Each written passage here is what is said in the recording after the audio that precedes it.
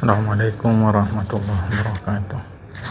Alhamdulillah wassalatu ala rasulillah la hawla wala quwwata illa billah ma yahdillahu fala mudilla lahu wa la hadiya lahu. Qala al-musannif rahimahullahu ta'ala wa nafa'ana bi ulumihi fid dharain amin. Tsumma qala al-mabhatsu tsamin intisharul madhhab syafi'i. Pembahasan ke-8 dalam pasal yang pertama ini terkait dengan penyebar luasan madhab Imam Asy-Syafi'i. Badal madhabu syafi'i biwasfihi madhaban mustaqilan fi Misr. Bermula madhab Syafi'i dengan sifatnya sebagai sebuah madhab yang mandiri itu ada di Mesir. Artinya setelah dia menjadi madhab tersendiri, dia itu adanya di Mesir. Haitsu nadija, sedemikian sehingga madhab itu nadija, matang, wastaqarra, dan kokoh fiqhul Imam Syafi'i, fiqih madhab Imam Syafi'i. Jadi matang dan kokohnya itu di Mesir. Wa khallafa kutubahu wa talamidahu, dan meninggalkan kitab dan murid-muridnya. Jadi madhab ini menghasilkan banyak kitab dan murid selama di Mesir. Wa qad nazal madhabu Syafi'iyul madhabainil Malikiyya wal Hanafiyyah fi Misr wa tagha alaihima wa sarat lahu makanatun aliyatun. Madhab Syafi'i naza'ah, mendebat kedua madhab Maliki dan Hanafi di Mesir, wa tagha alaihima, dan menghadapi keduanya, sehingga jadilah bagi madhab Imam Syafi'i ini sebuah makanan aliyatan, posisi yang tinggi. Jadi dia ini hikmah dialog. Ya, maka kita tahu kualitas dari dialog.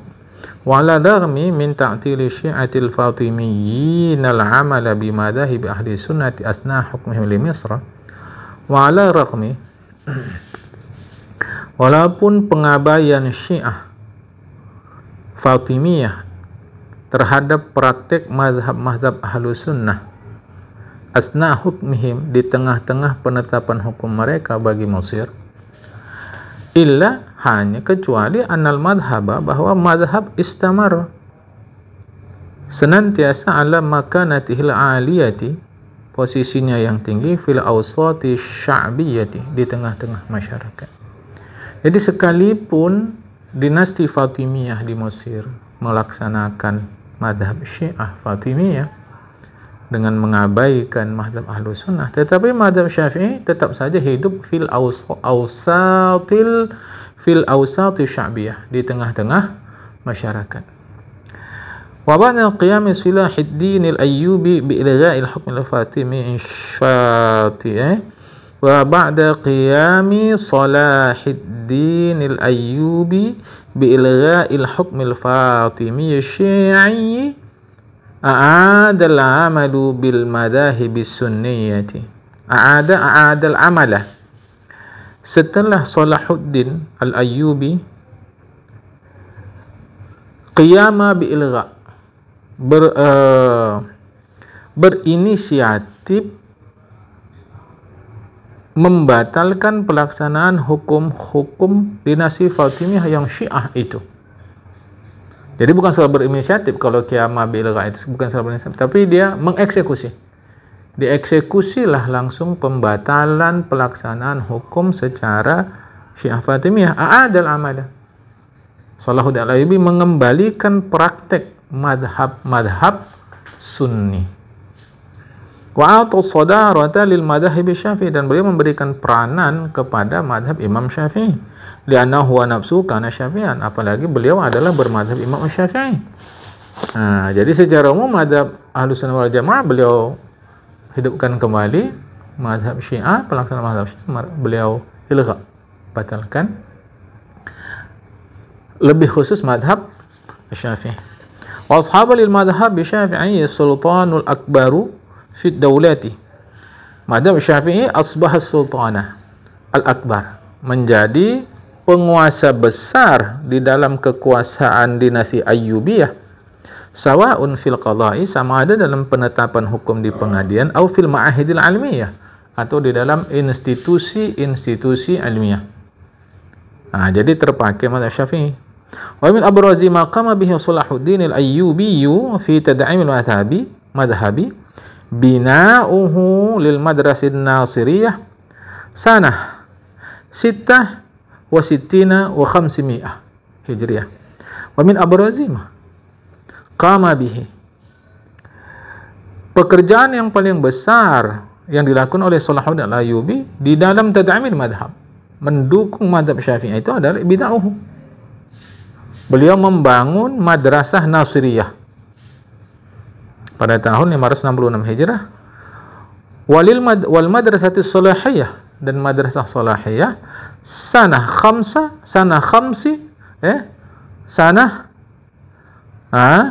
khamsah wa sab'ina wa khamsimiyah. 576 Hijrah. Haitsu tawalla tadrisa fihima ulama'ul madhhabi. Sedemikian sehingga tawalla tadrisa, yang mendominasi pelajaran atau pengajaran, bukan pelajaran, tadris, yang mendominasi pengajaran pada kedua madrasah itu adalah ulama-ulama madhab. Sama ada madhab Imam Abu Hanifah, Imam Malik, Imam Syafi'i atau Imam Ahmad. Hanya beliau memang memberikan peran lebih besar kepada madhab Syafi'i. Beliau sendiri bermadhab Syafi'i. Wastamarra halu ala dzalika fi ahdi Maliki. Keadaan itu terus berlangsung sampai pada masa dinasti Mamluk. Ilan tawallal hukm al-zahiru Baybars. Sampailah nanti yang menjadi penguasa az-zahir Baybars. Ya. Haitsu ahdasa, beliau memperbaharui fi sanah arba'ah wa sittina wa sittimi'ah fikrata ta'yini qudatin yumatsiluna al-madahib al-arba'ah. Jadi beliau memperbaharui fikrah, pemikiran, ta'yin, menentukan keputusan, yumatsiluna al-madahib al-arba'ah, yang mereka itu mencerminkan madhab 4. Jadi tetap tak boleh keluar daripada madhab 4. Wadbah li kulli madhabin qadin. Setiap madhab ada qadinya, ada hakimnya. Ya qadi wifqa madhabihi, yang ia memutuskan sesuai dengan madhabnya. Walakinahu ma'adzalika, begitupun dalam keadaan demikian, ja'ala, ia Baybars menjadikan lil qadi Syafi'iyil makanatil uliyah, terhadap hakim-hakim madhab Syafi'i satu posisi yang tinggi. Jadi ada semacam keistimewaan. Haitsu kana lahu haqqu ta'yini qudatin yanubuna anhu fi syitta aqalimi daulah. Sedemikian sehingga bagi qadi madhab Syafi'i itu ada hak menentukan keputusan yanubuna anhu, yang mereka mengambil peranan daripadanya, fi syatta, di berbagai akalimi daerah-daerah adaulah, kekuasaan. Artinya hampir di seluruh daerah diberikan kelebihan kepada hakim bermadhab Asy-Syafi'i. Fi hinin, dalam keadaan itu, lam yakun lil madhahibil ukhra, tiadalah bagi madhab lain siwa qadin wahidin, hanya seorang qadi, yumatsiluhum fi asimatid daulah, yang mencerminkan mereka di ibu kota saja. Jadi kalau mau lihat terlaksana tidak 4 madhab itu nampak itu. Di ibu kota nampak, tapi justru di hampir seluruh daerah bermadhab Asy-Syafi'i. Kama anna al-qadi Asy-Syafi'i kan yakhtassu bin nadhar fi amwalil yatama wal awqafi duna quratil madhab al-ukhra. Sebagaimana qadi bermadhab Imam Syafi'i khusus bin nadhari, mengambil peranan dalam nazar, penelitian terhadap harta anak yatim, harta wakaf, bukan menggunakan keputusan dari mazhab lain. Jadi nazar, penelitian terkait harta wakaf, harta anak yatim, apa hukum yang harus ditetapkan terhadap itu. Itu digunakan hukum-hukum yang terfatwa di dalam mazhab Asy-Syafi'i, bukan mazhab yang lain. Jadi khusus untuk harta anak yatim dan wakaf lebih aneh ya. Tetapi wala masarat Misru tahta hukmil Utsmaniyyin, ketika Mesir berada di dalam kuasa hukum dinasti Utsmani, a'tau sultatal akbara, mereka memberikan kekuasaan yang besar lil madhabil Hanafi, kepada madhab Imam Hanafi. Jadi dinasti Salahuddin, dinasti Fatimiyah Syiah, Salahuddin dan Mamluk adalah Syafi'i, baru berikut dinasti Utsmani adalah Hanafi. Alladzi kana al-madhhabu rasmi al-Utsmaniyyin. Yang mazhab Hanafi itu adalah mazhab rasmi Utsmani, mengganti mazhab Syafi'i. Ketika Muhammad Ali Pasha berkuasa, Sultan Misra menjadi penguasa Mesir, qasur al-qada' 'ala al-madhhabil Hanafi. Dia hanya membataskan keputusan hukum itu menggunakan mazhab Hanafi dan membatalkan praktik seluruh mazhab, termasuk di dalamnya mazhab Imam Asy-Syafi'i. Tetapi mazhab Imam Syafi'i sendiri berlanjut adanya wujudun qawiyun 'alal mustawa sya'bi, di tengah-tengah masyarakat. Jadi secara formal negara mazhab Hanafi, tetapi justru masyarakat banyak mempraktikkan mazhab Asy-Syafi'i. Begitu ya. Amma intisyaril madhab, adapun ditinjau dari segi penyebarluasan mazhab fil aqtaril ukhra, di daerah-daerah yang lain, fa inna sam'ata tayyibata ladzi iktasaba Syafi'i Makkah, maka sesungguhnya dapat kita dengar sebagai informasi yang baik bahwa mengusahakannya oleh Imam Syafi'i sendiri di Mekah dan Baghdad.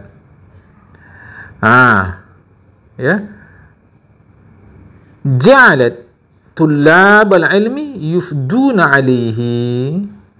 Ja'alat tullabu, bukan tullaba. Ja'alat tullabul ilmi yufduna alaihi wa ala talamidhihi min ba'dihi fi Misra.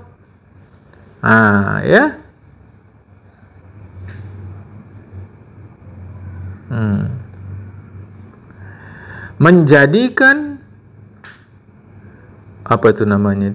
pelajar-pelajar, penuntut ilmu itu yufdun alaihi, mereka menjadi utusan atas mazhab itu dan atas murid-murid beliau setelah itu fi Misra, di Mesir, li samai kutubi wa nusakhiha, untuk mendengar kitab-kitab dan naskah-naskah mazhab Imam Asy-Syafi'i.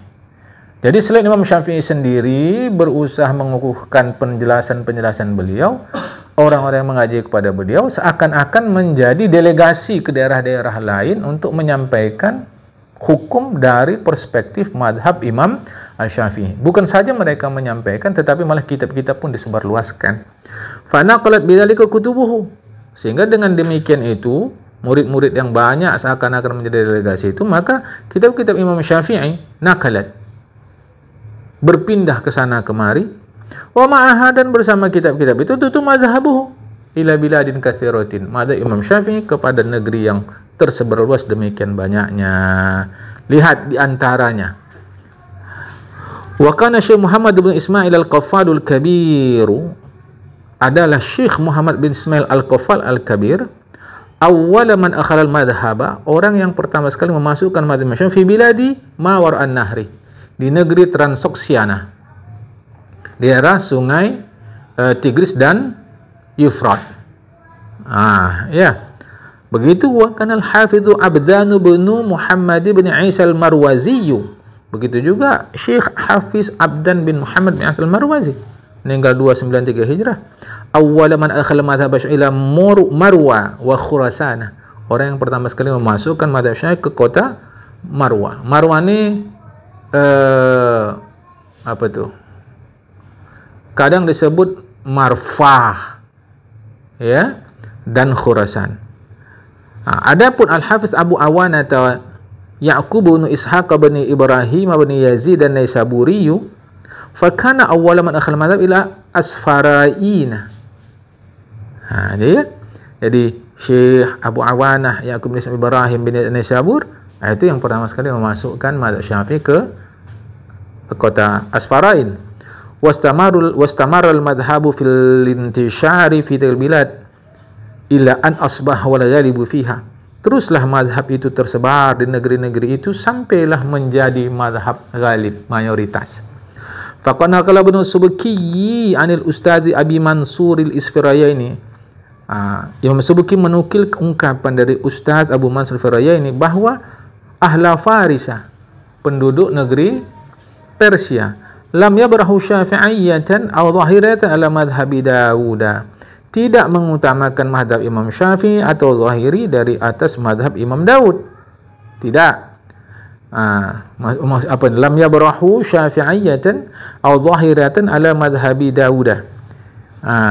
Tidaklah mereka mengutamakan madhab Syafi'i atau madhab Imam Daud Zahiri. Daud Zahiri ya, ala madhabi Daud. Tidak, hanya wal ghalib alaihi Syafi'iyatu.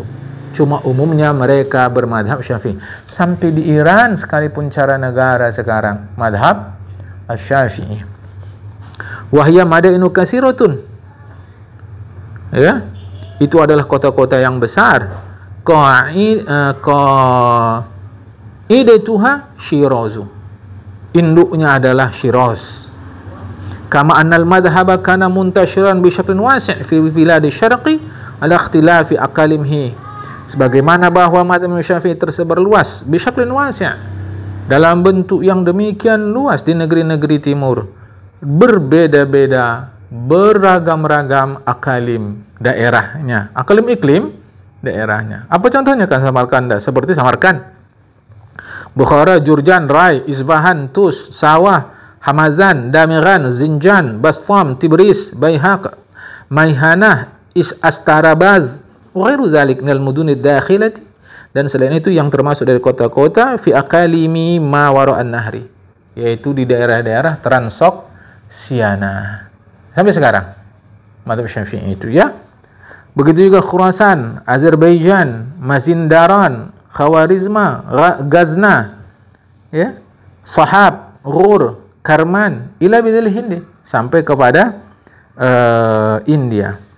Waqad kanat biladu Khurasan wa ala ra'siha Marwah, adalah daerah Khurasan, utamanya Marwah, min aktsari biladin tijan oleh madhab, adalah daerah yang paling banyak intajan, memproduksi ulama-ulama madhab Syafi'i.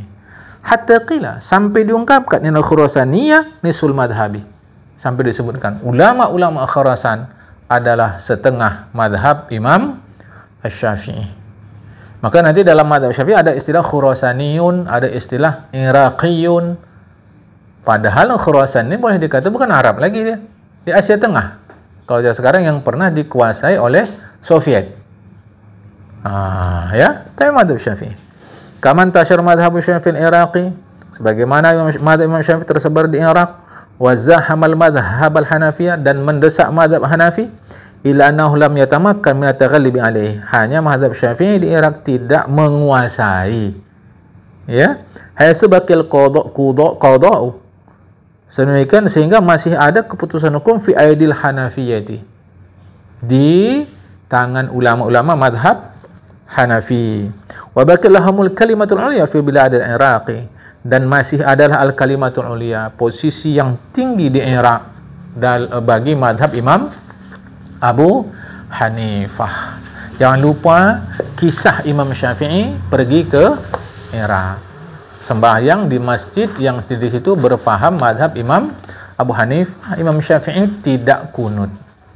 Jangan lupa itu, ya. Amma fi Syam, adapun negeri Syam, Syria, Jordan, Lebanon, Palestina, itu sekarang. Jadi kalau Syam itu bukan hanya Syria. Syam itu sekarang kalau secara negara, Syria, Palestina, Lebanon, Jordan. Adapun di Syam, final madhab lam yadkhul. Madhab ini sesungguhnya tidaklah masuk, dia bisifatin rasmiyatin, secara formal tidak. Siwa ma'atawali Syekh Abu Zar'at bin Utsman ad-Dimashqiyah qada'a Dimashq, kecuali masuknya beserta dengan Syekh Abu Zar'ah bin Utsman ad-Dimashqi tawalla qada'a Dimashq, menjadi qadi Damaskus. Haitsu syajja'a, sedemikian sehingga beliau berani menyampaikan ala hifdzi Mukhtasaril Muzanni. Berani beliau menghafal kitab Mukhtasar Muzanni. Wa kan yu'ti liman yahfazuhu 100 dinarin, sampai-sampai beliau memberi hadiah. Siapa yang dapat menghafal kitab Mukhtasar Syekh Muzanni dikasih hadiah 100 dinar. Kalau 1 dinar 4,25 gram, maka 100 dinar berarti 425 gram.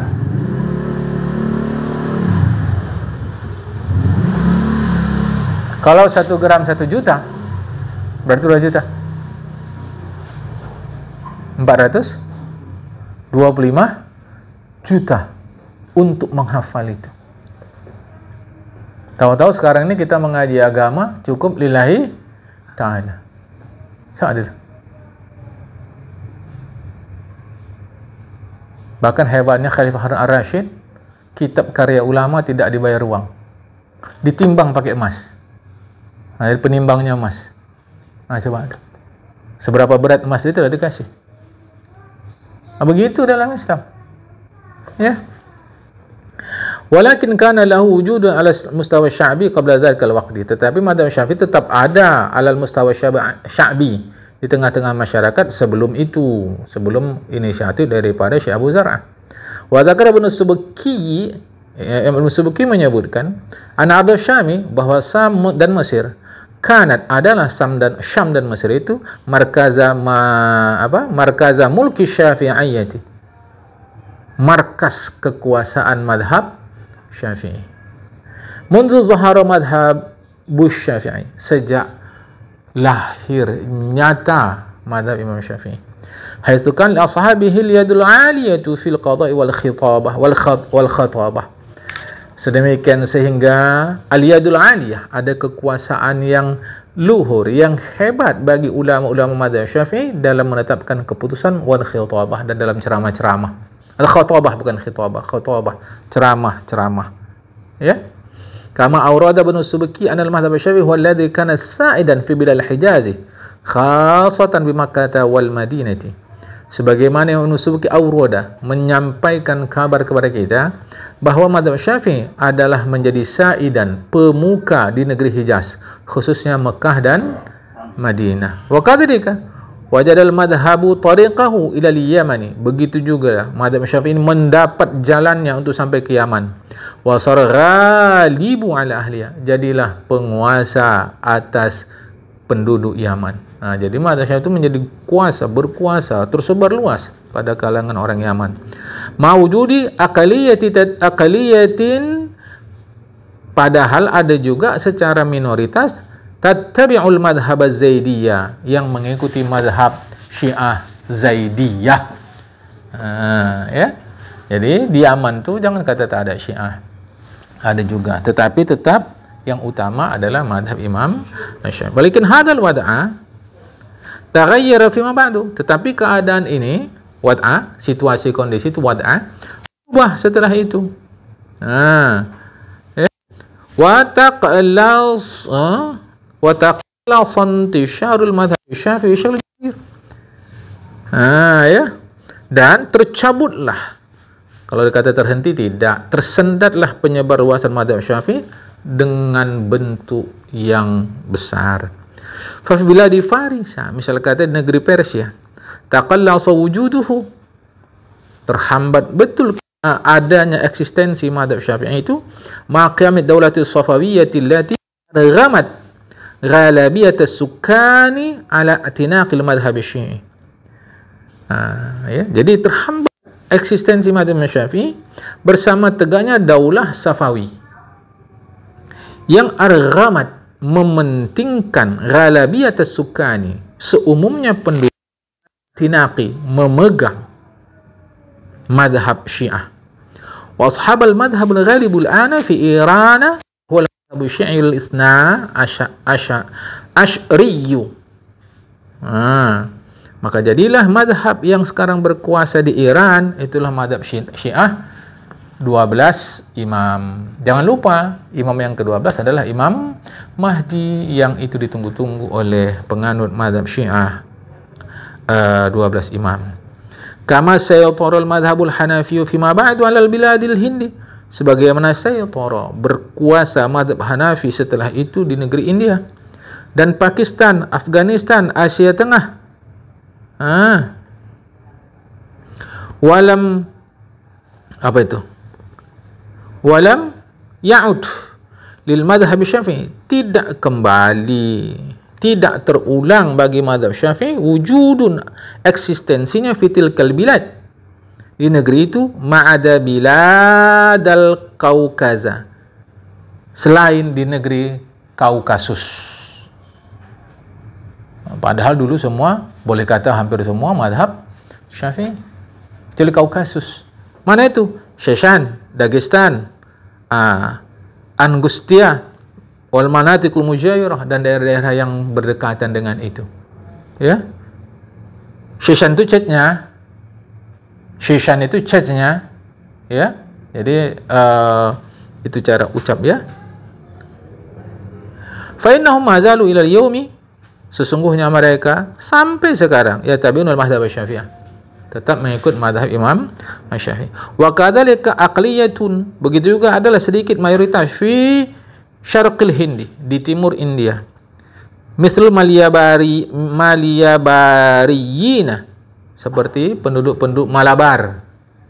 Fa innahum muhtafadhu bil hadits Syafi'i, mereka tetap memelihara madhab Imam Syafi'i. Jangan lupa kitab Fathul Mu'in. Jangan lupa Irsyadul Ibad. Ya, Malabar. Amma biladul Hijazi, ada negeri Hijaz, faqad sada fihi al-madhabul Hambali. Sesungguhnya menjadi pemuka di Hijaz itu adalah madhab Hambali. Wa huwa madhabul qadha wa ifta. Madhab Hambali itu menjadi madhab dalam penetapan hukum dan fatwa. Wa in kanat ma zalat baqaya, sekalipun masih ada lil madhhab Syafi'i, bagi madhab Syafi'i tilka diyar, di daerah itu masih ada, khassatan Makkah wal Madinah, khususnya Makkah dan Madinah masih ada madhab Syafi'i. Kalau macam cara negara Arab Saudi, jangankan madhab Imam Syafi'i, Syiah pun ada. Di timur Arab Saudi itu banyak Syiah. Dan hebatnya, walaupun pemerintah Arab Saudi itu bermadhab Imam Ahmad bin Hanbal, tidak memusnahkan madhab Syiah. Bahwa ada persoalan-persoalan politik akibatnya terjadi begini, itu biasa politik. Tapi tak pernahlah kita tahu sebab Syiah musnahkan. Itu tak pernah kita tahu. Politik biasalah, kan? Itu politik biasa, dalam pengertian biasa, bukan benar. Begitulah nama kekuasaan, tetap saja ada. Jadi bukan sebab mereka Syiah dan Arab Saudi Hambali sekarang musnahkan Syiah, tak pernah kita tahu begitu. Ya, tapi pun mereka lakukan itu dalam kaitan politik normal, itu kekuasaan, bukan kita benarkan juga. Artinya biasalah yang seperti itu, ya. Kalau macam Indonesia gini, supaya jangan lebih mudah kita memahaminya. Masyumi kan dibubarkan, Masyumi tak boleh hidup lagi. Itu biasalah. Padahal Bung Karno meninggal yang menyembahyangkan orang Masyumi. Buya Hamka kan orang Masyumi, biasa. Sampai lempar-lemparan, pukul-pukul meja, lempar kursi waktu sidang konstituante. Istimewa antara Masyumi dengan PKI. Tapi justru waktu pulang dari sana, naik becaknya Aidit sebecak dengan Pak Nasir. Itu macam mana tuh? Itu yang saya maksudkan tadi. Jadi tak adalah karena ini Syiah maka pemerintah Arab Saudi musnahkan mereka. Tak sampai begitu. Tapi kalaupun ada, bukan karena agama, tapi biasalah politik-politik itu seperti itu, ya. Amal manatikul lati mazal al-madhhab Syafi'i wujudun mu'tabarun fiha. Adapun daerah-daerah yang masih ada madhab Syafi'i mu'tabarun fiha, dipandang pada daerah-daerah itu fahiyah Yaman, sampai sekarang masih ada, Mesir, Syam, Irak. Fi hinin lahu saytaratun kamilatun, pada ketika bagi madhab itu ada peranan yang penuh fi biladi syirqi Afriqiyah, di negeri-negeri timur Afrika seperti Somalia, Tanzania, Kenya, ya, Kenya itu Kenya, Warkhabiril Malayu, di Kepulauan Melayu, Arkhabil, Kepulauan Melayu, Indonesia, Malaysia, Sultanatu Brunei. Sultanah apa? Kesultanan, kerajaan, ya. Singapura, Janubu Thailanda, selatan Thailand. Naratiwat ialah Fatani. Janubul Filipina, selatan Filipina. Mana tuh? Moro. Ya, di atas mana? Di atas Sulawesi. Di situ ada masih Islam. Di kepulauan itu, ya. Ditelusuri mereka ternyata keturunan Minang. Di atas Sulawesi, itu daerah Filipina. Ya, masih. Sri Lanka. Wa juzur Suriname. Kepulauan Suriname. Juzur Kepulauan Suriname. Dan hebatnya Suriname ini, kalau kita pun tak pernah datang ke sana, nengok aja di internet kan. Kalau kita lihat daerahnya itu, ya macam kita pulang ke Jawa. Sebab mereka berbahasa Jawa. Nah, jadi waktu Perdana Menteri Suriname datang ke Indonesia, ngomong dengan Pak Harto berbahasa Jawa, tapi tidak berbahasa Indonesia. Mungkin sekarang sudah lebih terbuka dalam pengertian banyak perhubungan, mungkin sudah bisa lah mereka satu dua berbahasa Indonesia. Nah, tapi berbahasa Jawa, budaya Jawa tetap ke sana, ya. Selesai sudah pasal pertama sampai 8 pembahasan. Selesai sudah pasal pertama sampai 8 pembahasan. Nah, ini niat saya pasal kedua ini akan datang. Nah, ini pasal kedua, pengantarnya tidak kita baca halaman 75. Tapi nanti halaman 77 langsung insyaallah. Ini sudah masuk pembahasan kedua terkait usul pokok-pokok madhab Imam Asy-Syafi'i. Al-Fasl Tsani halaman 73 itu. Al-Fasl Tsani usul madhabil Imam Asy-Syafi'i. Pokok-pokok yang menjadi dasar penetapan hukum dalam madhab Imam Asy-Syafi'i. Di halaman 77-nya, Masdarul ilmi bil ahkami syariah. Sumber pengetahuan terkait penetapan hukum-hukum agama. Terus nanti halaman 79, kaifiyah. Cara penjelasan Al-Quran terhadap hukum-hukum agama. Baru halaman 80, metode Al-Quran menjelaskan hukum agama. Mula masuk lagi kita ini. Baru nanti ahamiyatul lughatil arabiyyah fil Quran. Urgensi bahasa Arab di dalam memahami Al-Quran. Terus setelah itu ya, tafawud dilalat fin nasi.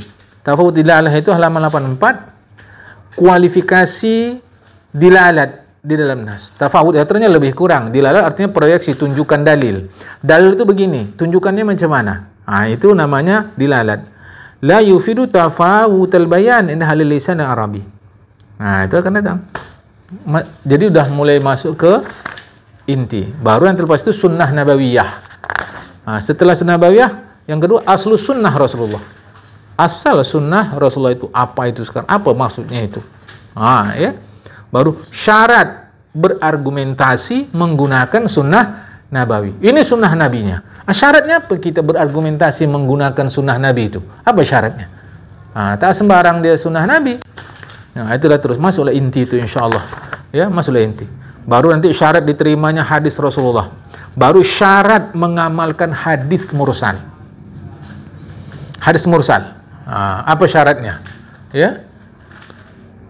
Nanti ada lagi hadis mauquf. Mursal itu apa pula? Mauquf itu apa pula? Kan? Syarat mengamalkannya. Jadi nampaknya mulailah masuk kita ke inti. Ya. Kita akan datanglah insyaallah. Alhamdulillah malam ni bisa kita membaca serba sedikit. Ya, sampai sini dulu. Wallahul muwaffiq ila aqwamit thariq. Assalamualaikum warahmatullahi wabarakatuh.